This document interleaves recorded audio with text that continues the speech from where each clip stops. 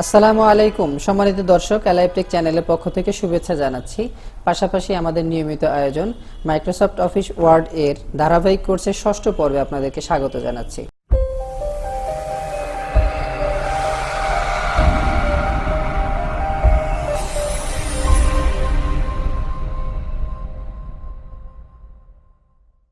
দর্শক, আমাদের আজকের পর্বে রয়েছে increase indent, decrease indent, shading, find and replace. যদিও আমি এক্সট্রা একটা বিষয়ের সঙ্গে অ্যাড করেছি, সেটি হচ্ছে গো টু। তো এটি আমি ভিডিওতে দেখাবো ইনশাআল্লাহ। তো চলুন শুরু করা যাক। দর্শক, আমি আপনাদের দেখানোর সুবিধাতে আগেই কিছু বিষয় টাইপ করে রেখেছি, যেটা আপনাদের জন্য অনেক সহায়ক হবে। আমি এখানে তিনটা সেন্টেন্স এখানে টাইপ করে রেখেছি, বিশেষ করে উপরে। Man is mortal, man can't live alone, how old are you. So প্রথমে আমি দেখাবো ইনক্রিজ ইনডেন্টটা কি। তো আপনারা একটু বিষয় খেয়াল করুন, দেখুন ম্যান ইজ মর্টাল প্রথম যে পার্টটা, এটা মূল পেজের থেকে একটু বাইরে রয়েছে, অর্থাৎ ডান দিকে রয়েছে। আর এই পার্টটি তার থেকে কম্পারেটিভলি একটু কাছে রয়েছে, বাম দিক থেকে। এই বিষয়টি হচ্ছে প্রথম যেটা রয়েছে, এটা ইনডেন্টটাকে ইনক্রিজ করা হয়েছে, আর পরে যেটা রয়েছে এটা ইনডেন্টটাকে ডিক্রিজ করা হয়েছে। তো আমি আপনাদেরকে দেখানোর সুবিধাতে এটা সিলেক্ট করে নিচ্ছি। করে আমাদের প্যারাগ্রাফ যে রিবনটা রয়েছে, প্যারাগ্রাফ রিবনের মধ্যে একটু খেয়াল করলে দেখুন যে ডিক্রিজ ইনডেন্ট রয়েছে এবং তারপরে যেটা রয়েছে ইনক্রিজ ইনডেন্ট। তো আমি ইনক্রিজ ইনডেন্টে ক্লিক করলে আস্তে আস্তে একটা সার্টেন ডিস্টেন্সে সে দূরে সরে যাচ্ছে, এটা হচ্ছে ইনক্রিজ ইনডেন্ট। একইভাবে আমি যদি এটাকে ডিক্রিজ করি, অর্থাৎ কমিয়ে দেই, তাহলে ডিক্রিজ ইনডেন্টে ক্লিক করতে হবে। এই যে এভাবে ক্লিক করলে ডিক্রিজ ইনডেন্টে ক্লিক করলে আপনি এটা আর একটু কাছে আসবে। দর্শক, মনে রাখার বিষয়, এখানে দুইটা অপশনেরই কিন্তু একটি কিবোর্ডের শর্টকাট কি রয়েছে। আপনি যে পার্টটি আপনি ইনক্রিজ করতে চান, ইনক্রিজের জন্য কিবোর্ড থেকে কন্ট্রোল এবং এম বাটনটি একসঙ্গে চাপুন, তাহলে একটা স্টেপ করে সে ডানে সরে যাবে। এবং যদি আপনি ডিক্রিজ করতে চান, সেক্ষেত্রে আপনাকে এটা শর্টকাট কি রয়েছে, কন্ট্রোল শিফট এম দিলে আবার এই ইনডেন্টটি ডিক্রিজ হবে। দর্শক, এরপরে রয়েছে শেডিং। কোনো একটা লেখার পেছনের যে কালারটি, অর্থাৎ ব্যাকগ্রাউন্ড কালার, এই ব্যাকগ্রাউন্ড কালারটি হচ্ছে শেডিং কালার। তো আমি এই পুরোটা না সিলেক্ট করে আমি একটা সেন্টেন্সকে সিলেক্ট করছি। একটু খেয়াল করুন, প্যারাগ্রাফ রিবনের ভিতরেই শেডিং অপশনটি রয়েছে। এখানে ডান পাশে একটি ছোট্ট অ্যারো রয়েছে, এটাতে ক্লিক করলে দেখুন শেডিং এর বিভিন্ন ধরনের কালার রয়েছে এবং তার নিচে আপনি একটু প্রিভিউ দেখতে পারবেন যে আমি যে কালারটির উপরে মাউস রাখছি সেটি এর পেছনের শেডিং কালারটি কেমন হচ্ছে। আমি যদি এই কালারটি রাখি, তাহলে দেখুন কালারটি চেঞ্জ হয়ে গিয়েছে।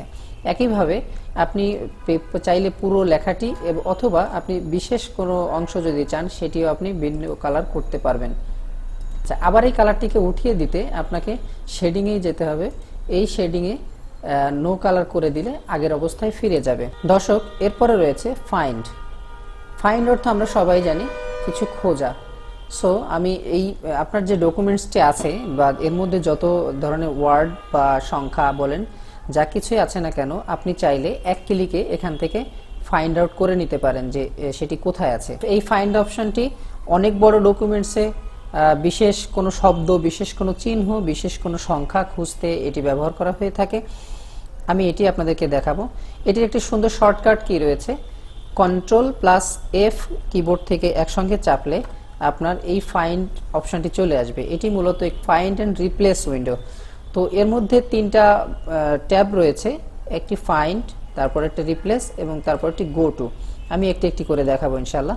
প্রথমেই বলেছিলাম ফাইন্ড। ফাইন্ড হচ্ছে এই ডকুমেন্টসের মধ্যে এমন কিছু লেখা আছে যেটা আপনি খুঁজতে চান।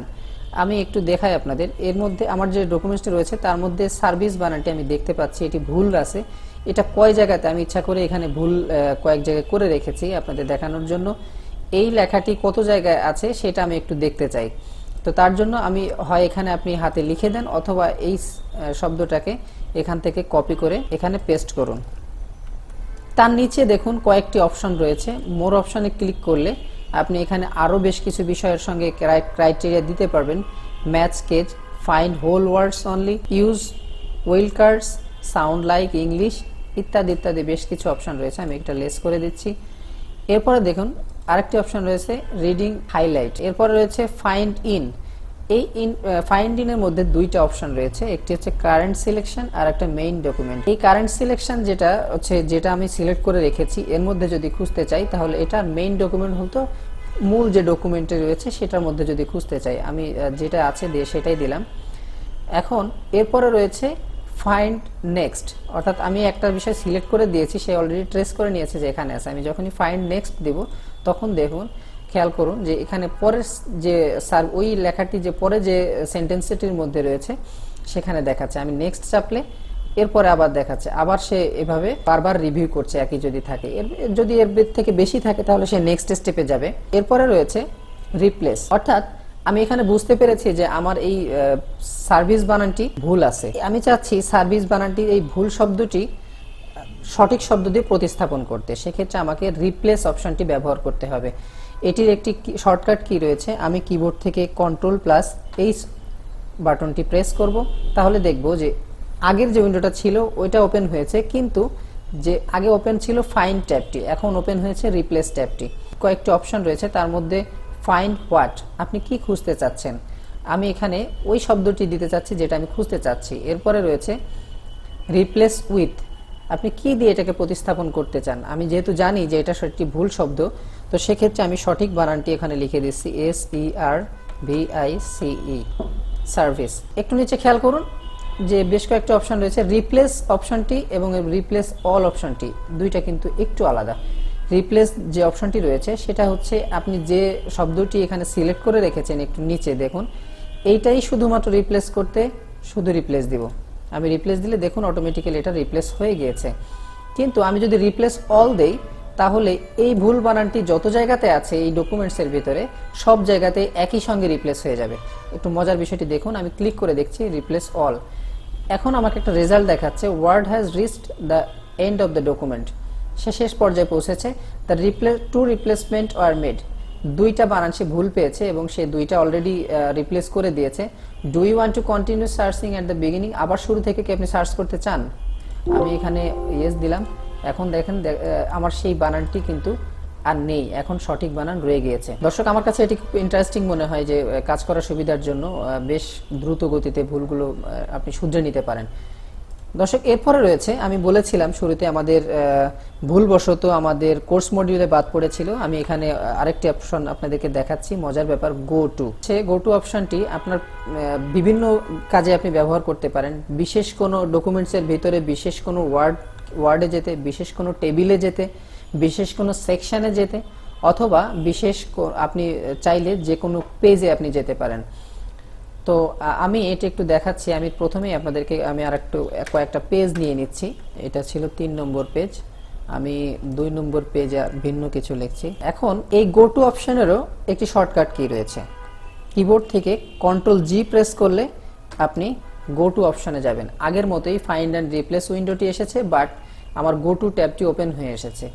এখন এর মধ্যে গো টু হোয়াট, আপনি কোথায় যেতে চান। এর মধ্যে অনেকগুলো অপশন রয়েছে, তার মধ্যে পেজ, আমি আপনাদেরকে যেগুলো বলছিলাম, page, section, line, bookmark, comment ইত্যাদি ইত্যাদি ফিল্ড। তার মধ্যে উল্লেখযোগ্য একটি রয়েছে টেবিল।